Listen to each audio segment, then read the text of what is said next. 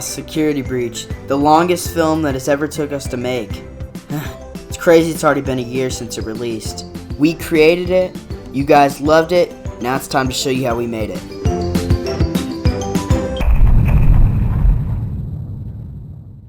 So first you might be thinking, how about you just go and film? well, it doesn't really work like that. So for this movie, we actually needed to write a script and have a base story so people could actually watch the movie. Because our last few projects were This is abuse! Why is this thing even? questionable. We wanted this movie to be really good, and we didn't want it to be lackluster in any bit. And that's why our pre-planning took about 3 months. That might sound crazy for a little tiny plush movie, but we also had to analyze every part of the game itself, because the game released the day we started coming up with ideas for it, and we still didn't know a lot about it yet. And even with all that, we still had to buy the plushes. If you follow Funko and FNAF around pretty often, you might know at the time there were 5 Security Breach plushes released, one being Glamrock Freddy, another being Glamrock Chica, Montgomery Gator, Roxanne Wolf, and Vanny. But the plushes were something. Alright, I'm gonna be dead ass. They were terrible. That was the worst thing I've ever seen. They have the worst combos. What is the material? Why do they not feel like the other plushes? Why do they look retarded? Why does Vanny have no mouth? With all the hating on Funko aside, I felt like the plushes weren't as movie accurate as I wanted them to be, and it just kind of felt off. So later on, I ended up customizing them and making them look way better than they looked. As even a matter of fact, you could see the plushes in the background of the Freddy Frostbear video. It's a really quick glimpse. I'll probably put it up on the screen right now, but you can actually see. And also, that's around the same time we released our first Security Breach teaser, which was on TikTok, and it failed because I only had 3 followers.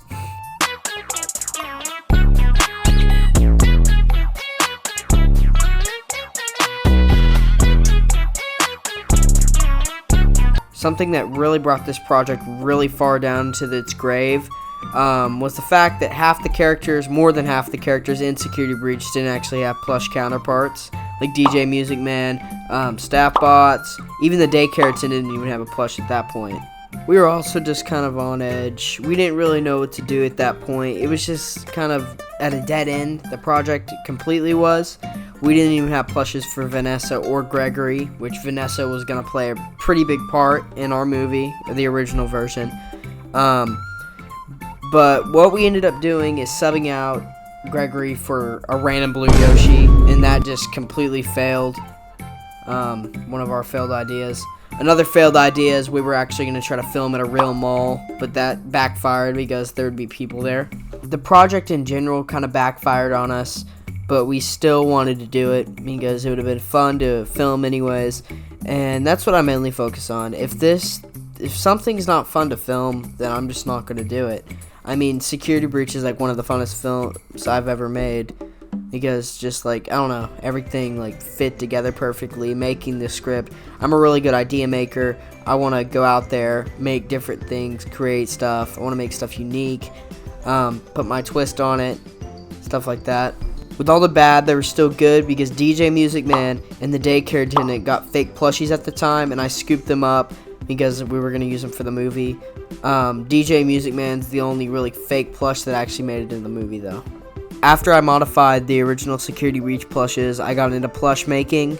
You can actually see a lot of my work at Security Breach, like a lot of the Shattered Glamrock animatronics, all of them I made. Those are all custom. You kind of tell because they're some of my first projects. And the blob too, I created that. I hand sew that actually. It took me forever. It took me 2 weeks straight up. I ended up going back and fixing the head because the head looked dumb. And the staff bot, I mean, basically any plush or any character that you see in the movie that's not a Mario character or not the main 5 or the daycare attendant or DJ Music Man was basically made by me. The only one that doesn't apply to that is the endoskeleton, because I actually bought that off Mercari. And if you would ever like to see a tutorial on any of these, make sure to leave a comment down below. I am willing to make one. It just depends. I'm probably not going to do one on the blob, of course, because I'm not trying to redo that. But, yeah. I might end up even, like, giving away or, like, selling the DIY if I do a video like that. Because why would I need two of the same character? Yeah. But, long story short, we eventually had our plushes. We had a decent idea, a script, and we were ready to go film. So I think the name of this chapter serves its purpose very well. We started filming, right? It was pretty easy. We were just kind of chilling, like moving along. We got a few scenes down. The first scene that we actually tackled was the glam rock stage performance. And it's kind of a hard scene to tackle as your first, but we still wanted to do it anyways, as it's the first part of the game. But we still had like prequel stuff, like before like they go to the Pizzaplex to film. We actually re-recorded that like 5 times because we just could not get it right. I like how the final one turned out. I think it was pretty good, showing like flashbacks to future projects possibly. We're also just kind of cruising along. I didn't have Vanny updated at the time, and a lot of my plushes weren't made, like the blob and a whole bunch of those I showed before. They weren't made by the time we actually like started filming, so we were like filming, we just didn't have the characters, and we weren't worried about it because they wouldn't have appeared until later in the movie. The main reason why this first part of filming went so wrong and bad was because it wasn't that good, and it was drug down to the point of like its death. Like we were literally dragging on the opening scene so much. Literally, it started at the Glamrock stage performance and went all the way until right when they get to the lobby, because we didn't shoot the lobby scene yet. And basically, that was 40 minutes. Basically. There was a daycare like scene that we did. The original daycare was very bad. You can actually see it in the teaser. You can actually see a lot of the older footage in the teaser. Like, that split screen with all the animatronics and stuff, that was not in there. Cheeky eating out of the garbage. We actually had a whole bunch of scenes of them in the Glamrock animatronics in their own rooms and stuff that we just kind of cut from it because we felt like it was dragging on the movie too long and people would click off. I feel like just having Freddy's room in that Freddy scene was good enough. Another thing that you can see is the actual pizza bot making, I think. If not, then I'll put it up like on the screen right now. There was like a 5-minute scene of Luigi just straight up making a pizza. Like that's terrible. So I felt like it was good to cut a lot of that stuff. The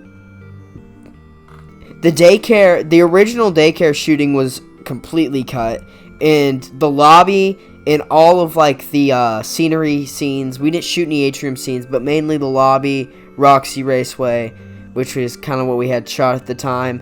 It was all in green screen. We were going to shoot the entire movie behind a green screen and only show some like little scenes, and I just felt like it wasn't right to make a green screen movie. I know a lot of like Hollywood movies do that, but just in the case we're doing it, I feel like it would have been better to build my own very set, which I'll get into like later. But for now, our filming went completely berserk, and actually I still have the edit for the first original Security Breach, and I'm probably gonna drop it on my secondary channel, Scoob Archived, which is a lot of my older videos that I've been deleted off my channel, unlisted, stuff like that, stuff that never even made it to the actual main channel. And I'm just gonna kind of drop a whole bunch of stuff on there. Like, I have an original Ruin trailer before that one a few weeks ago dropped, and that one was kind of bad. It's just the thumbnail mainly was the worst. It just kind of didn't bring on a lot of views. I have original like cut of Ruin, kind of. It's just like a 5-minute thing. I probably won't post that, but the Security Breach iteration, like the original version, I probably will drop on ScoobTube Archived, and a lot of my older content. I had the FNAF series going on. I was working on like a Super Nintendo Bros series. All that was just sucked down the drain, and a lot of those movies were like 30-40 minutes long, and it's kind of unfortunate I never got a chance to finish them. So in conclusion, that's kind of like where you guys would go look for that stuff if you wanted to see like early versions of Security Breach, early stuff. Like you can still see a lot of the early stuff on my channel. Like I said, you can just go check out the teaser. The newer trailer that came out about a year ago, maybe even like a few months before Security Breach dropped, that one's like more updated and has a lot of the final stuff in it. Overall, this part of filming was just very bad. I did not enjoy it. It was just kind of like, okay, well, this is our movie. This is also when I felt the urge to drop like this stupid TikTok about like, look at the progress in our movie. Plan on staying. When you're with us, the party never ends. You might look at me and think you're going crazy. I lasted long ago, you're not a baby. And no one knew about it at the time because there was no trailer.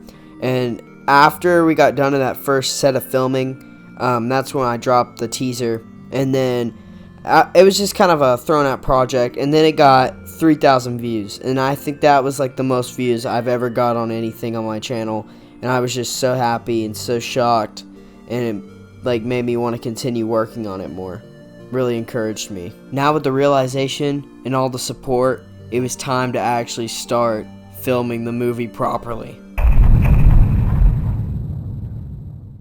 Just for your information, I'm not going to go into like an extreme deep dive of like everything, like how I built each scene. I'm going to leave that up to you guys. I might make a vote or like a poll or something, and you guys can vote on which scene you want me to do.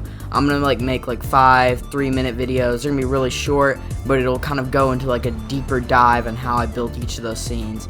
I probably do like the main 4 attractions first, like Fazzer Blast, Monty Golf, Roxy Raceway, and the daycare. And then I would slowly expand if you guys want to see more of that. I'm also planning on doing something for a project that is kind of in the works at the moment, which I'm not going to spread any information on right now. But yeah, I'm going to start a behind the scenes series on that. Anyways, after that disaster of filming, we kind of just gave up almost. I know I said we were kind of encouraged, but we were also kind of like on the like other side of like quitting doing this, because I don't know, it was just like I felt like it was gonna get blown away. Not a lot of people were gonna watch it. It wouldn't be worth it. But what we decided to do is decided to tackle like the real life scenes. So like Luigi crushing Chica in the kitchen, and basically like all the stuff that's like at a real place. We still didn't know what to do for like sets and stuff, and we were just kind of like confused. But that's when I came up with the idea around like June of 2023, and that's when we actually started filming like the actual set scenes. And it was honestly really close to like the movie releasing, but I was editing it like while we were filming, like in the process. So every time we would film a scene, I'd like edit it, put it together, and then like I had like different parts of the film, and at the very end I just kind of put them all together and made it like a big gigantic movie. The first set scene that we tackled was the DJ Music Man West Arcade scene, and I know that kind of sounds weird to tackle. It's like your first set scene, but we just felt like we needed to do the West Arcade because we didn't really know how we were going to do that at the time, and it was just kind of like confusing. So it's honestly like not that good when you look back at it, but it's actually one of our biggest sets, and it took us like one of the longest filming times, surprisingly, because we had 3 different sets. We had the opening entrance, like where like DJ Music Man's sleeping. Then we had like a little mini hallway, which wasn't that important. Then we had the little side area where Dry Bones encounters Monty, and then we have the upstairs area where they both encountered Chica. And then we also shot like little like side like rooms and stuff for like the office and etc., like bathrooms and stuff. And we actually shot the DJ Music Man chase scene in my garage. And that's why we make the joke that it's like a storage unit in there, because literally we have like all my storage stuff for all like the movies and props and stuff. After that, we tackled the lobby, and we slowly started getting more and more like the atrium and stuff. Funny enough about the lobby, we actually shot like the audio on green screen, and basically I shot the lobby without like the extra voice actors there, and I just had to plug them in from like that old audio. and I just kind of like kept my like modern like new voices from the actual filming that I did like in there. So yeah, that's kind of why like the guys like talk and it kind of sounds a little bit like weird, like the characters are moving but they're not really talking like sometimes. It's because I had to like sync the audio up, and that was pretty difficult. And the atrium was actually like pretty hard too, because we had to get it all in one take, because I didn't rebuild any of these sets. The only time I actually rebuilt the sets was for Ruin, and it was just kind of like challenging. We had to get it all in one like night. Places like Monty Golf, Fazer Blast, and Roxy Raceway took one day. Roxy Raceway, I believe, is our biggest set. It took up my entire room. Like, I'm not joking. Like, it literally took up my entire room. Some of the last stuff we actually shot was, like, the daycare. Because the daycare attendant plushie didn't come, like, in the mail till, like, July. And it was kind of, like, towards the end of filming. And, it's like, we had to, like, get the plushies. And then I also didn't know what to do for the play structures. That was the biggest challenge. We couldn't figure out how to do the play structures. Out of all our filming, like, the play structures were the hardest. So what I ended up doing is I ordered a whole bunch of cat, like, playground things, and then I put them all together, and I got, like, some, like, storage boxes, like, those, like, crate things, and then I just kind of put them all together, and then that's how we did it. And I kind of have the lights off, so it's kind of hard to see it, and it makes it look like actual play structures, but in reality, it's just a whole bunch of, like, cat, like, play sets, and, like, stuff like that. Surprisingly, we don't have a lot of cut, like, set content, but some of the cut content, we actually reshot, like, the atrium, so that one that's in the final product, that's a reshoot.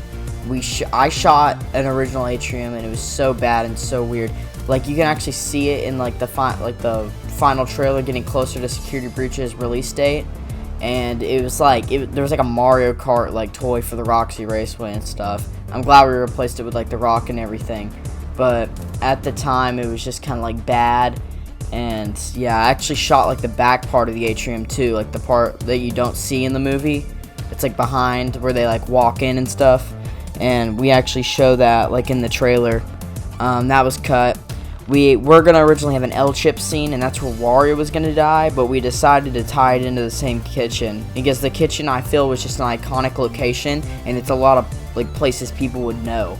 Because, like, that's where Luigi had the party passes earlier, that's where Chica gets crushed, that's where Wario dies, and I just felt like that kitchen, like, was a good place to kill Wario. And, yeah, L-Chips was, like, the original idea. He was, like, supposed to go to L-Chips and get tacos and stuff, but, that just fell through. We were also originally going to shoot a Bonnie Bowl scene, but it honestly kind of got forgotten about. And that's why I brought it back in Ruin, because we never, like, showed that part. Like, Freddy says they go to the Bonnie Bowl, but we never show that. So that's why I wanted to throw it in Ruin. Also, if you're curious about, like, the Afton part and, like, the ending, we got permission from, like, the building that we shoot at to, like, go down into, like, the boiler room area. And I know it's not like the boiler room shown that I call in Security Breach is not actually the boiler room where we shot the Afton fight. Like, it's not the actual boiler room. The place that I call the boiler room in Security Breach is like a little like electric room or whatever. But the actual boiler room, like down like 2 floors below the actual building, is where we shot the Afton fight. So it was actually underground. And then for like the archive area, that was just like a little like underground area. So we have a lot of underground like spaces that we can go shoot at. So if we want to get like an eerie shot or something like that, we can. But that's kind of how we did the Afton fight. And I actually ended up getting like an actual like good Afton like burn trap plush, but I just like kept it out of the movie because we shot the scene with my custom one. And then I got the new one like 2 days after it, and then I just didn't want to reshoot it. And also I spent like hours like making that plush, and it also kind of ties into the lore. Like I'm not trying to give any hints, but look at the leg. But anyways, it was just kind of like, I don't know. I like the Afton. I think he was pretty good. Yeah, overall I think the ending was decent good. Like, my favorite part of the ending is Freddy's speech, definitely. The voice actor that actually plays Freddy, he like literally like wrote that all in like 20 minutes and then just like sat down and read it like straight up. And in case you're wondering, he's also the same guy that does like the intercom voice, like the announcer. And to be honest, I mean, that's about it. Besides like the fact that like the process of like the filming, like each scene would be like every week. So we do like a scene a week. So like we would come over, we'd like film a scene, then I would edit it like throughout the week, and then we just come in and do another scene. And I don't really know how many scenes are in the movie. I didn't count, but yeah, we shot a lot of stuff. Like we have over 6,000 photos and videos. In conclusion, for this part, basically just took us a lot of time. This part was more like a downhill. It was kind of like chilling, relaxing. I was having a good time. We were filming really good, and everything was just going like really well. And then I dropped like the second trailer, and that did really well, and I was just hyped up to drop the movie. And basically we had all our shots done, and we were like done filming. I think I like put a community post back when I did do that. So we had everything like finished, like filmed, but not everything was edited, and now it was my turn to do that. So this is probably going to be the final chapter, and it's probably going to be the shortest one too. I'm not really going to go into like detail at all, like how I edit. If you really wanted to see a video on that, or if you just wanted to know in general, I do use Adobe Premiere Pro for all my editing, and I use 4K video downloader to download videos and audio files and stuff like that. And basically, sometimes it can take me up to hours on end just sitting there editing my videos. I put so much like try into this content, and I'm glad like I've been able to get like a following, and I just hope I'm gonna be able to like continue that and like be able to like have like a good fan base and like people that actually like support content like that I do.